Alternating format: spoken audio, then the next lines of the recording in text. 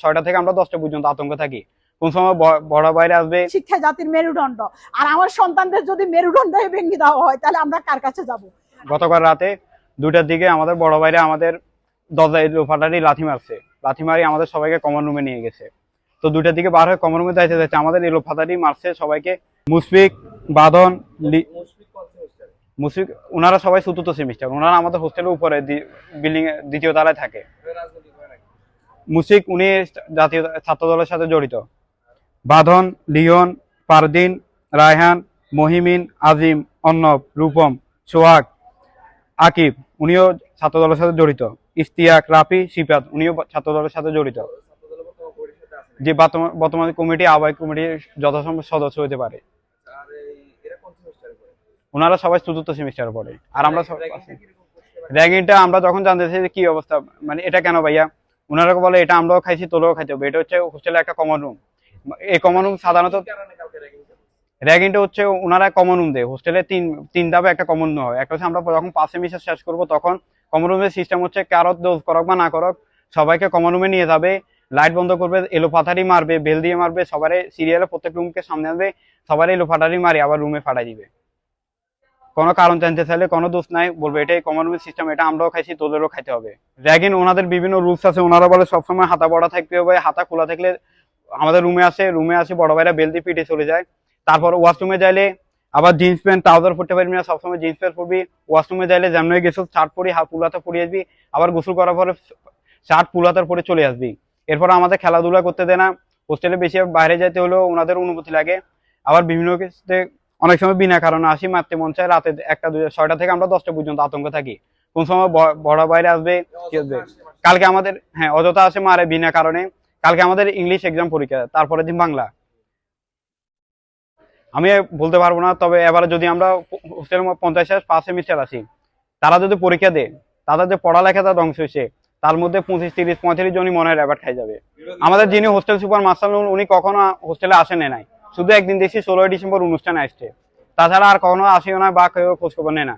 আর আমাদের হিসাব রক্ষক কায়ুম স্যার আছে, উনি মাঝে মধ্যে আসে, হিসাব নেই এটাই। আর তাছাড়া হোস্টেল মনিটর যারা আছে তারাও এগুলো সম্পর্কে অবগত। হোস্টেল মনিটর হচ্ছে উপরে চতুর্থ সেমিস্টার, ওরাই আমাদের মতো স্টুডেন্ট, ওনারাই আর ওনাদের আমার মনে হয় হোস্টেল মনিটর যারা আছে ওনাদের না। তারপরে এত বছর ধরে হতেছে সবাই অবগত আছে ইনডাইরেক্ট। তো আমরা আমাদের স্কুল কলেজ কর্তৃপক্ষের ইনস্টিটিউট পলিটেকনিক ইনস্টিটিউট ওই হিসেবে আমরা যেতে চাচ্ছি না, কারণ আমরা জানি এরা সবাই আগে থেকে জানলে আমাদের আরো ক্ষতি হবে, তাই আমরা প্রাথমিকভাবে এসেছি। আমাদের হোস্টেলে সিসি ক্যামেরা আছে, রাতে লাইট বন্ধ করে দিচ্ছে, সিসি ক্যামেরা যত সম্ভব আমার মনে হয় তার কাটা দিচ্ছে। আর আমার কাছে যারা পরের দিন রুমে এসছে, যারা স্বীকার করছে তাদের ভয়েস রেকর্ড আছে, ভিডিও আছে। আমরা প্রতিনিয়ত র্যাগিং এর শিকার হচ্ছি, তারপরে আমাদেরকে রাজনৈতিকভাবে বিভিন্ন প্রভাব খাটায় আমাদের উপরে, আমাদেরকে বিভিন্ন মিছিল মিটিং এ নিয়ে যাওয়ার জন্য চেষ্টা করে। বিভিন্ন সময় রাতের 11টা বাজেও আমাদেরকে যারা ছাত্র দলের কমিটিতে আছে, আহ্বায়ক কমিটিতে, তারা মুশফিক আছে, মুশফিক ভাই, সিফাত ভাই, আকিব ভাই, এরা আমাদেরকে প্রেসার দেয় উপর থেকে, না চাইলে বিভিন্ন কথা শোনায়। তারপরে হচ্ছে আমাদেরকে খেলাধুলার কোনো স্বাধীনতা দেয় না, তারা র্যাগ হিসাবে এক ধরনের র্যাগ দেয় আমাদেরকে, অকারণে মারে আমাদেরকে, সবসময় হাতা বটি রাখতে বলে, তারপরে জিন্স প্যান্ট পরে থাকতে বলে সবসময়, কোনো মানে ফ্রিলি চলাফেরা করতে পারি না আমরা। আর সবসময় বলে চুল কাটি রাখার জন্য, 2 দিন পর পরে চুল কাটার কথা বলে, মানে সব মানে ওনাদের একটা মানে জেলখানার মতো অবস্থা করে রাখছে আর কি আমাদেরকে। ওনাদের কথা অনুযায়ী উঠতে হবে, বসতে হবে, এরকম। ডাইনিং টেবিলে গেলে বিভিন্ন কথা শোনাবে, জোরে জোরে কথা বলবে, আমাদেরকে এদিক ওদিক তাকাইতে দিবে না, ডাইনিং এ বলবে নিচের দিকে তাকাই খা তোরা, মানে কোনো মানে ডাইনিং এও স্বাধীনতা, খাওয়ার টাইমে কোনো স্বাধীনতা নাই। কিন্তু আমরা চাই এটা সুষ্ঠু বিচার হোক, আমরা চাই ওনাদেরকে অ্যারেস্ট করুক, ওনারা এটা যেন আর আমাদের সামনে জুনিয়ররা না পায়, বা আমরা যেন এটা আর ভোগ না করি। আমার মেজো ছেলে মেহরাজ ভুঁইয়া ফেনী পলিটেকনিক্যালে 5 সেমিস্টার দিচ্ছে। এখন আমি থাকি ঢাকায়, আমার বাড়ি ছাগলনাইয়া, এবং আমার বাবার বাড়ি হলো নোয়াখালী কোম্পানিগঞ্জ। কিন্তু আমার ছেলেকে নিয়ে আমি নিরাপত্তাহীনতা ভুগতেছি। কালকে রাতে প্রায় সময় তারা র্যাঙ্গিং করে, থাপড় ডে সুপার ডে, রাতের 1টা 2টা এসে ঢুকে আমার ছেলেকে থাপড় সুপার ডে, ও কিছু বলে না, বলে যে বড় ভাইরা এরকম, আবার বলে বলিও না, তোমাদের অভিভাবককে বলিও না, এরকম করে।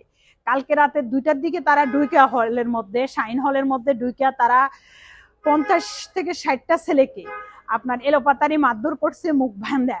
এবং আমার ছেলেকে সকালে হাসপাতালে ভর্তি করানো হয়েছে, প্রতিপক্ষের চাপে হাসপাতাল কর্তৃপক্ষ তাদেরকে রিলিজ দিয়ে দিয়েছে। ফেনী সদর হাসপাতাল।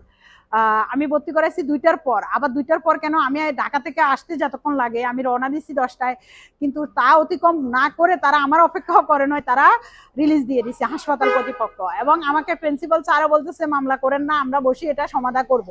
এখন তারা কি সমাধান করবে? প্রত্যেকবার আমার বাচ্চার নিরাপত্তা কে দিবে?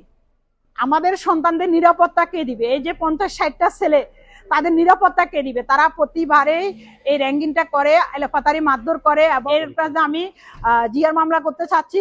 আমি প্রশাসনের দৃষ্টি আকর্ষণ করতেছি, এখন প্রশাসন যেন আমাকে সর্বত্র সহযোগিতা করে এবং তাদের পরীক্ষা চলতেছে এবং তারা যেন সুন্দরভাবে পরীক্ষা দিতে পারে। আমাদের সন্তানেরা, এরা 5 সেমিস্টার পরীক্ষা, কালকেও পরীক্ষা আছে। এবং আমি চাই এর সুস্থ তদন্তের ভিত্তিতে যারা করছে, এই ঘটনার সাথে যারা জড়িত, এই র্যাঙ্কিং প্রথা ফেনী পলিটেকনিক্যাল থেকে আমি চিরতরে বিদায় চাই। কারণ আমি প্রশাসন এবং আপনারা যারা মিডিয়ার বাইরে আছেন সবাই দৃষ্টি আকর্ষণ করতেছি। আমরা জানি শিক্ষা জাতির মেরুদণ্ড, আর আমার সন্তানদের যদি মেরুদণ্ড ভেঙে দেওয়া হয় তাহলে আমরা কার কাছে যাব? আমরা কেন পড়াশোনা করাবো? তাহলে আমাদের মানসিকভাবে এই ছেলেগুলো দেখেন সবাইকে মানসিকভাবে বিপর্যয় করে, তারা হলে থাকে, বারবার এসে র্যাঙ্কিং করে, বারবার এসে মারে। তাহলে আমরা কার কাছে বিচার দেবো? আমি ডিসি থেকে এসপি মহোদয় এবং যারা আছেন প্রশাসনের, এবং আমি সবার দৃষ্টি আকর্ষণ করতেছি যে এই ফেনী পলিটেকনিক্যালের র্যাঙ্কিং প্রথাটা বন্ধ করা হোক।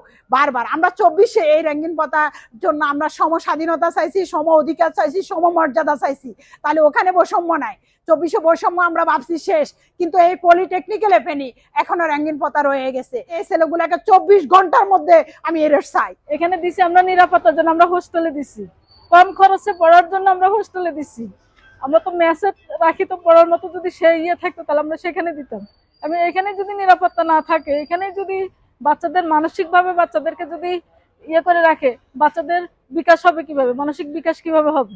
গতকাল যে ঘটনা ঘটেছে রাতে, তো সেই বিষয়টা আমরা দেখতেছি। আমাদের হোস্টেল সুপার আছে, সহকারী সুপার আছে, ওনারা দেখে আমরা ব্যবস্থা নেব। আজকে সকালবেলা যেটা জানতে পারলাম যে 2 জন হচ্ছে আহত অবস্থায়, হসপিটালাইজড অবস্থায় আছে। এটা শোনার পরে আমি তাৎক্ষণিকভাবে আসি। আমার সাথে আমার অফিসার ইনচার্জ আছেন, এই প্রতিষ্ঠানের হচ্ছে বর্তমান ভারপ্রাপ্ত অধ্যক্ষ আছেন, তারপর এখানকার সিকিউরিটি যে পারপাসে যারা আছেন, অন্যান্য শিক্ষকরা আছেন, সবাই আছেন। আবার হচ্ছে আমি এখানকার সবার সাথে কথা বললাম। তো যেটা উঠে আসছে যে গতকালকে এই জন্মদিনকে কেন্দ্র করেই হয়তো জুনিয়র সিনিয়র মিলে তাদের একটা, যে কেউ চাচ্ছে যে প্রোগ্রামটা হোক, একটু এনজয় করুক, আবার যাদের পরীক্ষা আছে তাদের মধ্যে হয়তো বা এটা একটা হাতাহাতির মতো একটা জাস্ট হচ্ছে।